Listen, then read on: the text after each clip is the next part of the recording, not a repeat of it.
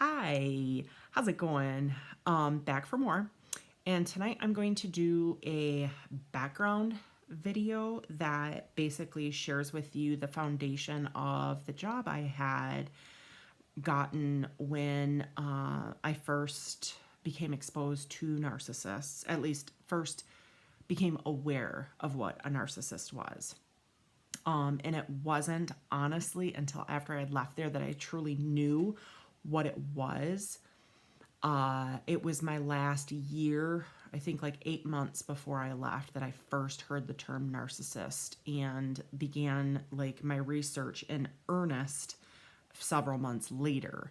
So it was only in my last 6 months on this job, and I spent 5 years there, that I really started to understand what was going on. And it wasn't until I got into therapy and understood myself and my background and researched narcissism like a ton more in the 2 years after I left. So the 5 years that I was there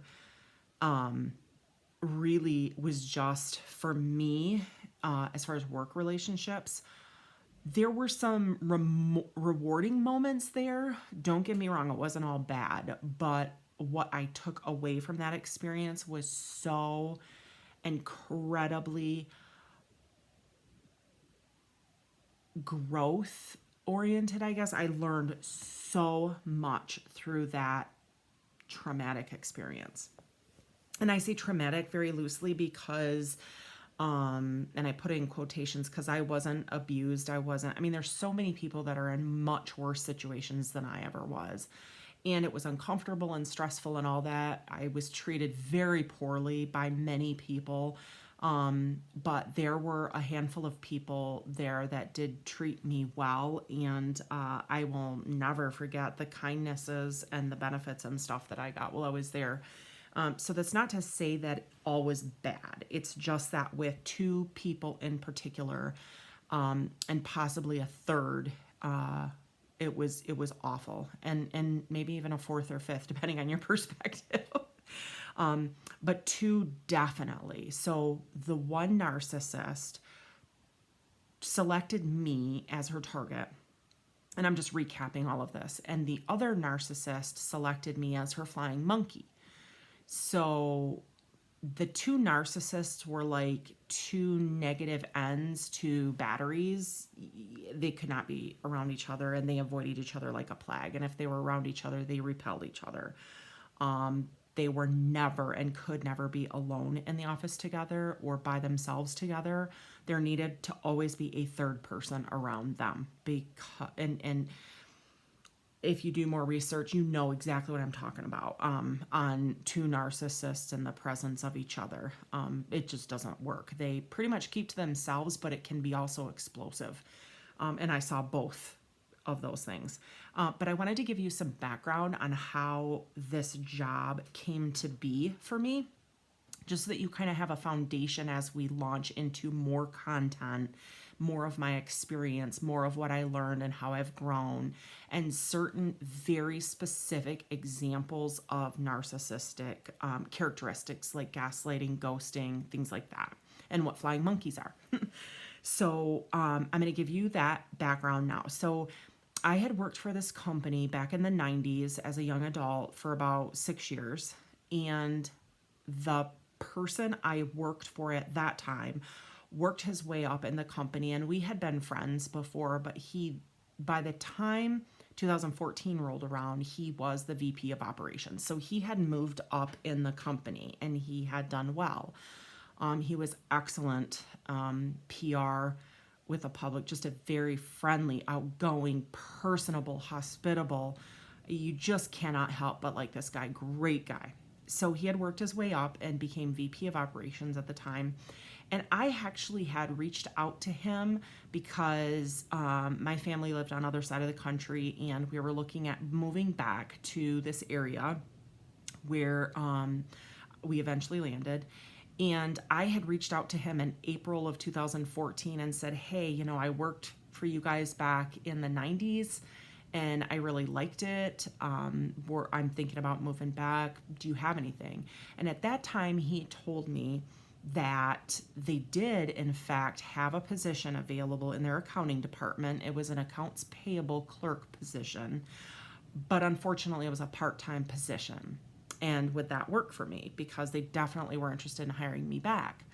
And I said, unfortunately, no. If I move my family across the country, I need to have the guarantee of a full-time position with benefits. I just couldn't move my family on a part-time position. I'm sure you understand that completely. And he, of course, understood completely too. So time went on, and fast forward to August of 2014, just a few months later,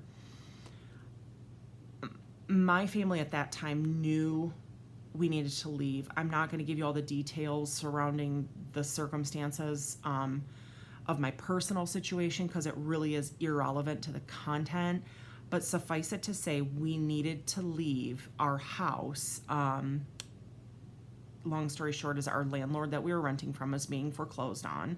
So therefore we were being evicted and we needed to get out of the house. So we were scrambling. We had kids, we were trying to figure out what we were going to do, where we were going to go. And it was a very stressful time. So one day we get back from the U-Haul store with a bunch of boxes, and there's a message on my machine from my friend that I had called back in April, the one who I worked with for 6 years back in the 90s. And he said, hey, I know last time we talked, I didn't have a full-time position for you, but my payroll clerk just resigned and it's a full-time position with benefits. Are you interested? Well, I heard that message on my machine when I got back from the U-Haul, and I was ecstatic because I was like, oh my gosh, yes, I'm definitely. Not only had I had years of accounting and payroll experience and HR experience, it was for a company I wanted to work for in the area that I wanted to move to. So my husband and I, our family, we were just like so thrilled. It was like the weight had been lifted off of us. So I called him back and we talked initially about what the job was.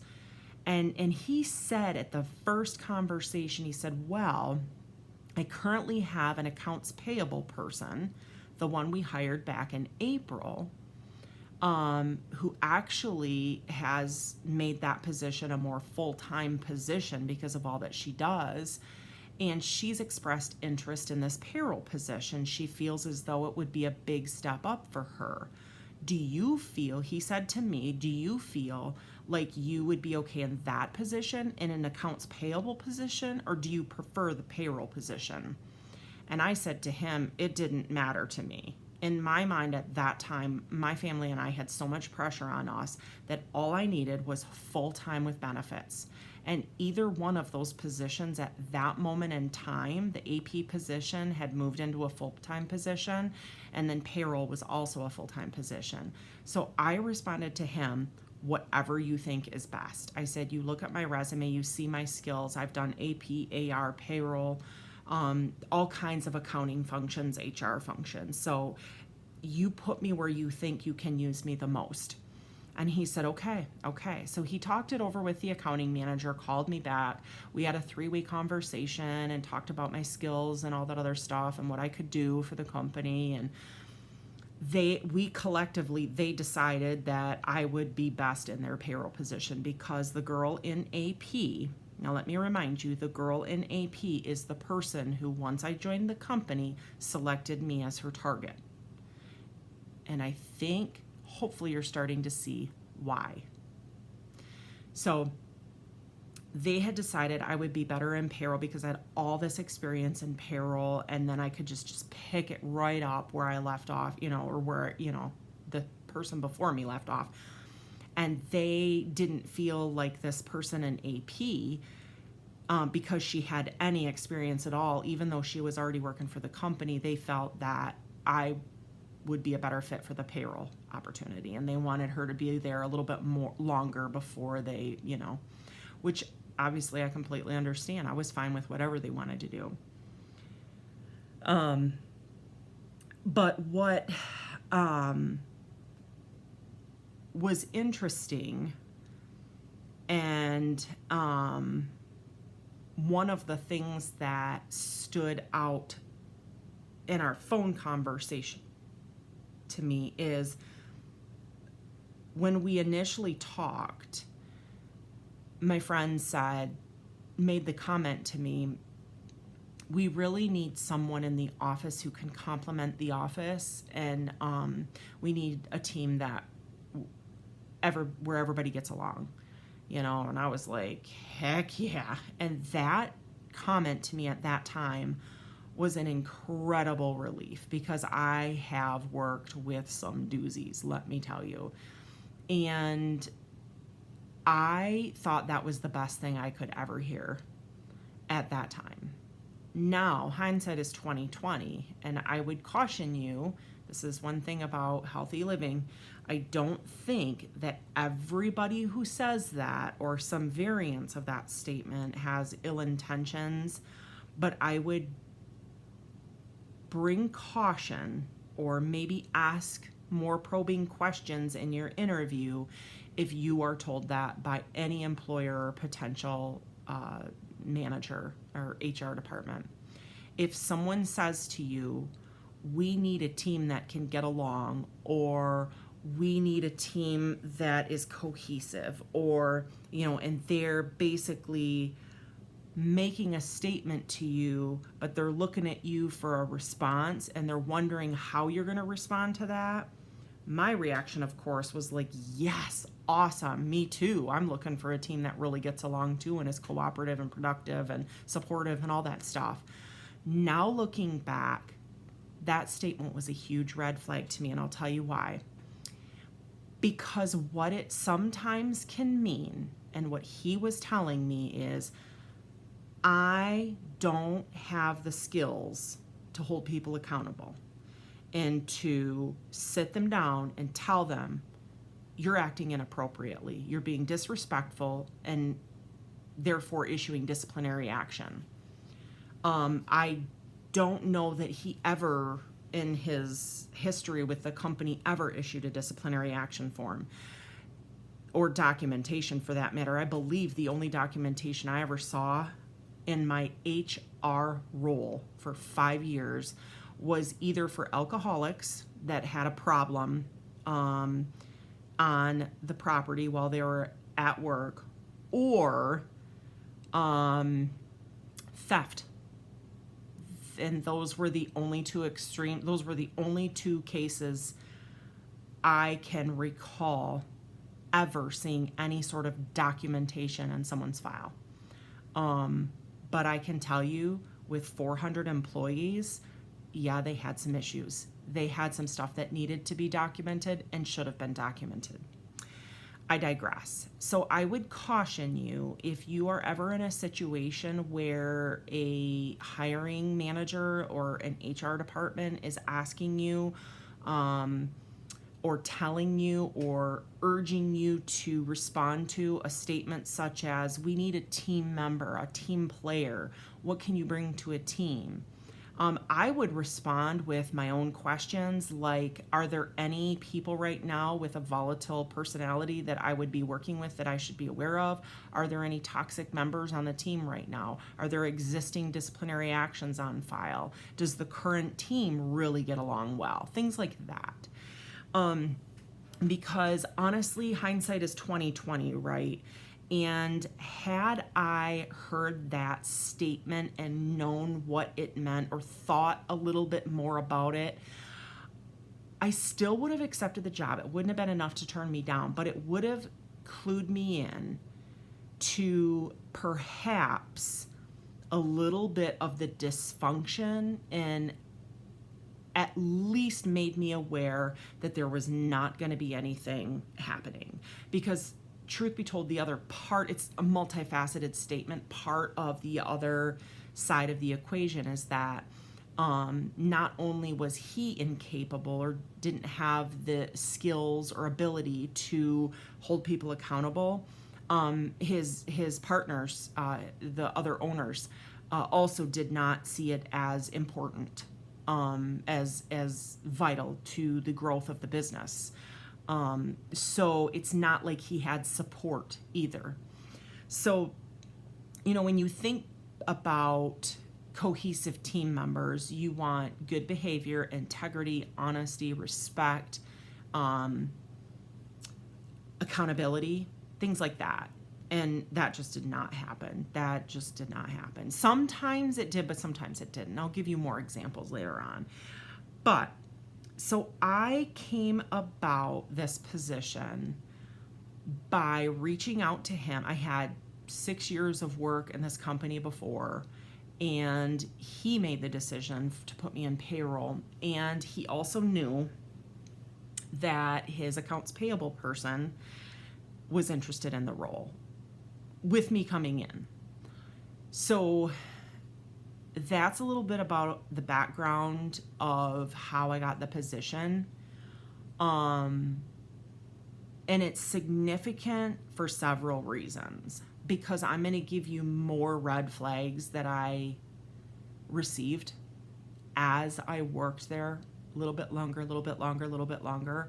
But that was the earliest one I had. So if that's helpful for you, or you find yourself in a situation where you're being told that, please comment, ask your question, propose your situation. Let's see what this community can do to help you and guide you and give you a little bit of feedback. The big thing that I would say, if I were to translate that statement now to any other person, I would say what he's really saying is, sorry, I'm midway through my video, actually finishing up, and I just felt like I was going to sneeze. Chiku. What he was saying is, now looking back, I know that he did not have the ability to. He had his own issues he was dealing with. He did not have the skills. He did not believe in it. In teamwork, accountability, documentation, graduated disciplinary action, and things like that. The only disciplinary action I ever saw was for people who acted up because they were alcoholics and had problems. And that was only because the company was at risk if an employee is intoxicated at work. And the other scenario was when there was theft involved, and that's the company losing money. So of course they're going to take that seriously. But as far as behavior and accountability and treating people well, like they matter, complete farce. Complete farce. And like I said, it's not like I didn't get anything out of this job, right?